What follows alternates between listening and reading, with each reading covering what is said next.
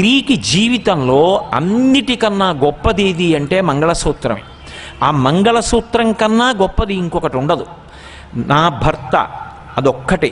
మీరు చూడండి, లోకంలో పురుషుడు అనలేని మాటలు రెండు స్త్రీ మాత్రమే అంటుంది. ఈ రెండు మాటలు పురుషుడు తన జీవితంలో అనలేడు. స్త్రీ అంటుంది. ఇది నేను కేవలం పొగడడానికి అంటలేదు, శాస్త్రాన్ని ఆధారం చేసుకు చెప్తున్నాను. నేను మీ చేతిలో వెళ్ళిపోవాలి, ఈ మాట స్త్రీ ఒక్కతే అంటుంది. ఆమెకి ఎప్పుడూ కూడా ఆయన తర్వాత తాను అన్న భావన ఆమె అంగీకరించదు.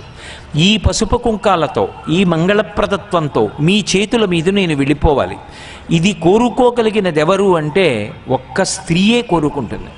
బిడ్డడికి ఆపద కలిగిందనుకోండి, బిడ్డడికి ఏదైనా కష్టం వచ్చిందనుకోండి, వెంటనే నా ఆయుర్దాయం పోసుకుని నువ్వు బ్రతకరా నాన్న అనగలిగినది ఎవరు అంటే అమ్మ ఒక్కతే.